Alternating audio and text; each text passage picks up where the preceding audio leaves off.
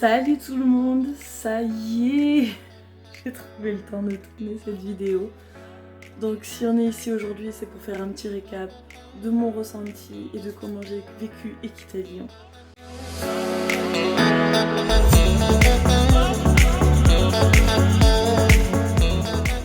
J'ai déjà allé une première fois en 2016, je m'étais régalée, c'était génial, j'en avais gardé un très bon souvenir. Personnellement, je trouve qu'un jour et demi, c'est trop court. C'est trop court de rester qu'une journée en fait sur Equita, parce que demi c'est qu'une soirée ou qu'une matinée, donc mais un seul jour sur Equita c'est vraiment trop court si on veut vraiment profiter des conférences, profiter des épreuves, parce qu'Equita, il y a beaucoup de sport à Equita, il y a beaucoup d'épreuves, puis aussi voilà, chiner un petit peu, regarder ce qu'on a envie d'acheter, enfin dans tous les cas on vient toujours avec une liste de ce qu'on a envie d'acheter. Mais du coup tu chines, tu regardes un peu les prix partout, etc. Puis après t'as des coups de cœur aussi, des choses que tu pensais pas repartir avec. Bref, Equita, tu chines, tu achètes, tu viens avec un budget, tu dépasses toujours ce budget. Clairement, tu te dis non, je dépense que tant, tu prends que tant, mais t'as forcément un truc ou deux qui vont te faire dire finalement j'ai planqué la carte bleue dans la bagnole, mais je vais aller la chercher.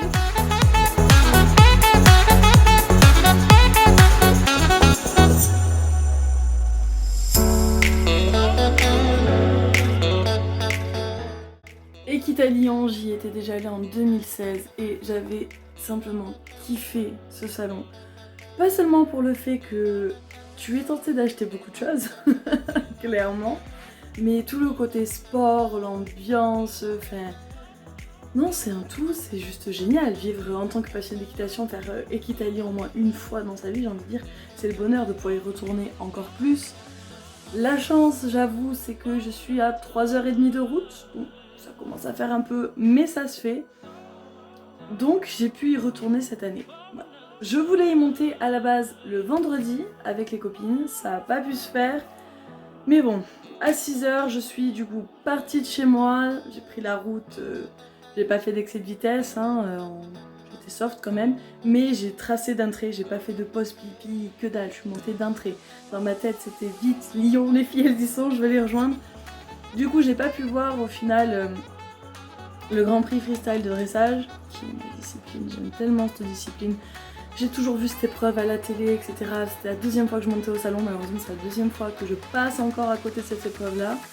L'année prochaine c'est la bonne, l'année prochaine je vois cette épreuve en vrai, on croise les doigts, on prie pour. J'ai rejoint des copines qui avaient passé la journée là-haut le vendredi soir. Enfin, elles m'ont gardé une place pour le spectacle, adorable.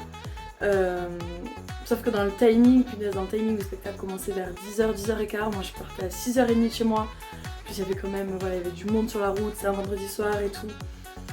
Oh là là, le stress, puis en plus bien sûr, arriver au péage, il peut arriver un truc mais qui ne peut m'arriver qu'à moi. C'est-à-dire que mon ticket s'est envolé. J'étais dans la voiture et je voyais mon ticket partir comme ça. J'étais au bout de ma vie. Donc appuie sur help, etc. Ça va, j'ai dû attendre 5 minutes, mais dans ma tête, j'ai dit ah putain, c'est 5 minutes les plus longues de ma vie. Je veux vite arriver au salon, les filles elles m'attendent et tout, sinon... En fait, sinon, elles auraient regardé le spectacle toutes seules et j'aurais été seule jusqu'à minuit. J'avais pas très envie de ça. Moi je les aurais attendues, mais j'aurais été tellement dégoûtée. Mais bon, j'ai réussi. Je suis arrivée à 9h51 précisément devant Equita, devant ce grand truc, tu vois, que tout le monde a filmé. Je l'ai même pas filmé en fait, tellement je l'avais vu de partout, tu vois, ce grand panneau Equita-Lyon avec les dates et tout. Bref, je suis arrivée, je suis rentrée. J'ai rejoint les filles. Enfin, les filles sont venues me récupérer parce qu'elles avaient ma place, etc. On s'est assis pour le spectacle et là, j'ai quand même super bien fini cette journée, c'était génial. Avec Lorenzo, Nicolas Andrani, Clémence Fèvre, enfin ça fait rêver, c'était chouette. Franchement c'était vraiment finir la soirée sur une très bonne note.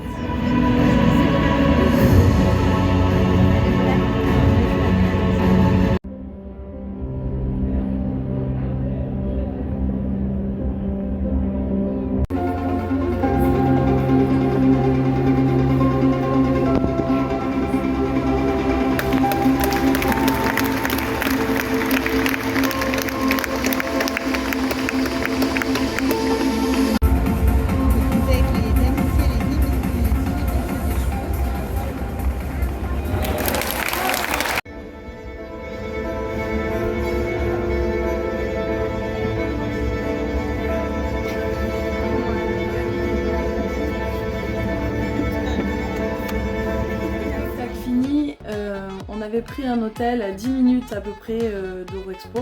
On s'est couché tard parce que du coup avec la collègue on a débriefé du salon jusqu'à 2h du matin. Le réveil sonnait à 8h pour retourner le lendemain au salon. On est arrivé un peu fatigué, mais on avait tellement d'objectifs dans notre tête parce que voilà, donc on est resté qu'une journée le samedi entier. Moi il y avait Pierre Beaupère, j'avais absolument envie d'aller sur le stand d'Animaderne pour voir les interviews. Bon, sachant que voilà, on était là qu'une journée, on avait aussi d'autres choses à faire, je voulais voir d'autres choses, faire des achats, essayer des bottes, je voulais absolument m'acheter une paire de bottes. Donc ça a été un peu la course.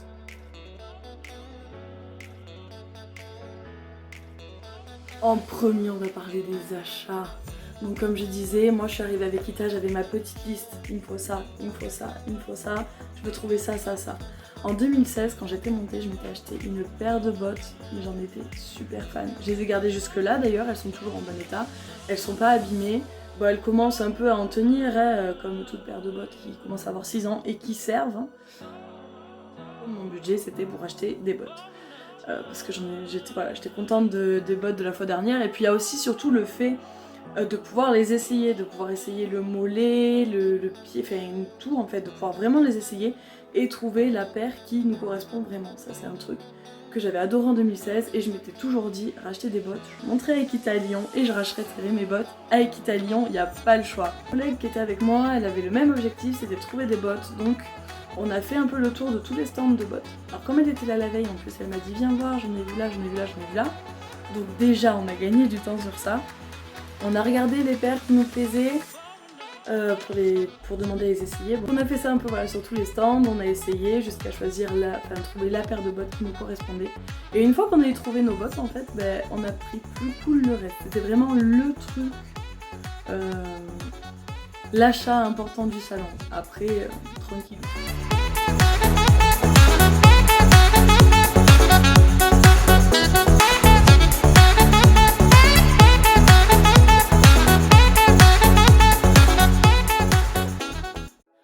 Du coup voilà, une fois qu'on avait trouvé nos bottes, moi je voulais aussi trouver un tapis blanc pour aller en concours, un produit démêlant de chez Ekibao. Alors je sais pas si vous connaissez Ekibao, mais franchement pour les gens qui ont des chevaux gris, je vous le conseille de fou. En 2016, je sortais en concours de dressage donc avec des chevaux gris, donc bien sûr il fallait que les chevaux soient blancs, enfin bien propres, et j'ai essayé tous les shampoings secs parce qu'en plein hiver avec des chevaux qui vivent dehors, voilà un peu galère quand même. J'ai essayé les gars tous les shampoings secs du monde, d'accord.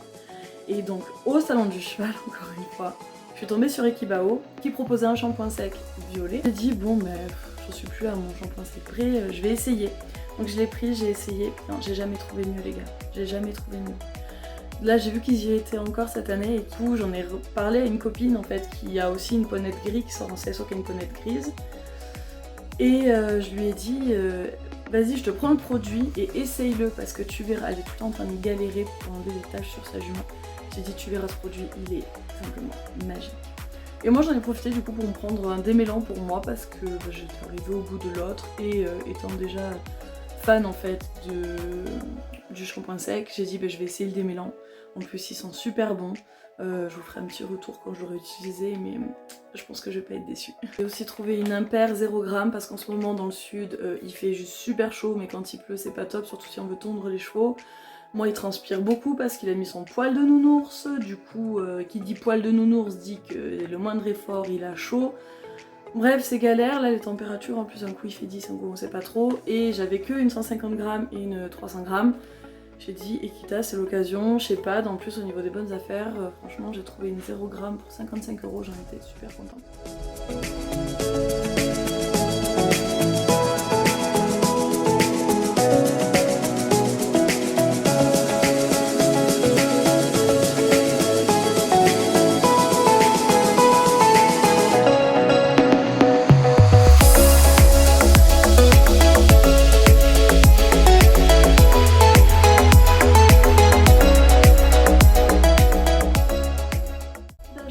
Finalement je pensais casser un peu plus ma carte bleue. Finalement je suis restée raisonnable. Après on a profité, on s'est arrêté, on a regardé un peu les épreuves de western, on a fait un tour au niveau du western, après on est revenu, on a regardé les épreuves poney un petit peu. On a fait vraiment le tour un peu On a fait plusieurs fois autour du salon, on a couru parce qu'on a cherché plein de choses aussi, des copines qui nous ont demandé de prendre des trucs pour elles, etc. On a quand même réussi à profiter un peu des épreuves. Mais pas beaucoup, voilà, on regardait un peu quelques minutes par-ci, quelques minutes par-là.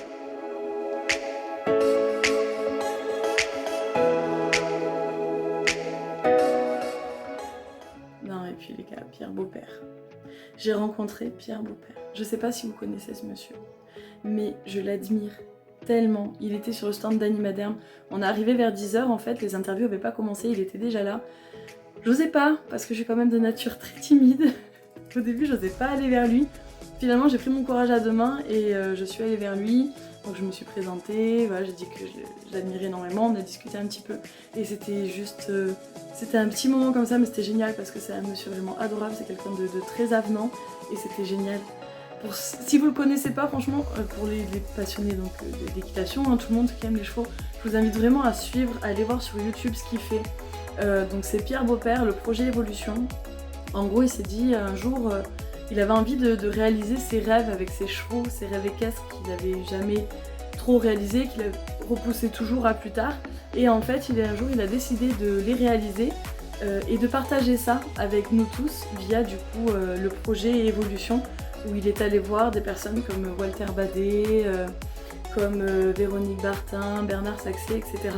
Où avec chaque personne, il a travaillé des choses différentes qui l'ont amené à réaliser ses rêves avec ses chevaux, comme Andy Booth où il a pu monter son cheval du coup en cordelette. Enfin, c'est juste génial, ces vidéos elles sont vraiment géniales. Moi elles m'ont beaucoup fait réfléchir, au final je me disais c'est vrai avec voilà, j'ai envie de reprendre la compétition, mais quand je monte à cheval j'ai toujours des points où je me dis non mais là je pourrais pas le faire parce que on a encore ça à travailler, on n'est pas prêt et tout. Et finalement en fait à force de regarder ces vidéos je me dis bon bah allez, si vas-y, fais-le, essaye, de toute façon au pire même si c'est un échec, en final, il n'y a pas d'échec, j'apprendrai toujours quelque chose. Mais vas-y, on y va, on voit ce que ça donne. Et on avise après, et on travaillera après, on continuera, mais on en sortira toujours plus grandi. Et à chaque fois, du coup, que j'ai un petit coup de mou, que ça se passe pas forcément bien avec mon cheval, etc., je re-regarde ces vidéos parce que ça me met toujours un petit coup de boost et je me dis non mais vas-y, c'est bon. Tu peux le faire, on va y arriver, on va le faire, rien n'est impossible, ça prendra du temps, mais on se lance et on avisera après. Et franchement, je vous invite vraiment à regarder ces vidéos, c'est assez génial. Madame, il a interviewé toutes ces personnes du projet Évolution, notamment donc il y avait Michel Robert, Véronique Bartin, Frédéric Pignon, Magali Delgado, Walter Badet, Bernard Saxé. Franchement, j'aurais passé la journée, si j'avais eu plusieurs jours au final pour faire tout ce que j'avais envie de faire, j'aurais passé les gars la journée sur ce stand, mais vraiment la journée. On est repassé, parce que avec une amie qui connaissait Walter Badet, donc dans la journée on est repassé et on s'est retrouvés voilà, au milieu à discuter du coup avec Walter Badet, c'était super intéressant. On était avec au milieu d'Hervé Morel, tout ça, enfin c'est vrai que c'est des personnes, au final on s'est senti un peu petit à côté. J'ai pu assister, donc après voilà, on a refait le tour, on est parti faire le tour du salon, faire nos achats, etc. comme je vous disais. On est revenu à 16h30 pour voir, cette interview je voulais absolument le voir, c'était celui avec Bernard Saxé. Franchement, déjà parce que la vidéo elle m'a énormément touchée, c'est un monsieur que je trouve qui a une force simplement incroyable et j'avais envie de voir du coup l'interview avec cette personne et rencontrer un peu cette personne. J'ai pas osé aller lui parler à la fin, j'ai discuté avec une masseuse, plutôt avec une masseuse équin, parce que j'ai le projet, voilà, c'est un métier que j'aimerais éventuellement, enfin que j'aimerais bien faire. Donc voilà, peut-être le regret c'est ça, c'est à la fin de ne pas être allé discuter avec Bernard Saxé, mais j'espère que j'aurai d'autres occasions de rencontrer ce monsieur et pourquoi pas un jour essayer de monter à cheval avec lui. Mais rien que l'interview déjà c'était vraiment génial, enfin j'ai appris plein de choses, ça a remis certaines choses en question. Puis j'aime bien au final cet aspect de qu'est-ce que le cheval nous apporte mais qu'est-ce que nous on apporte au cheval quoi. Enfin voilà, c'est génial.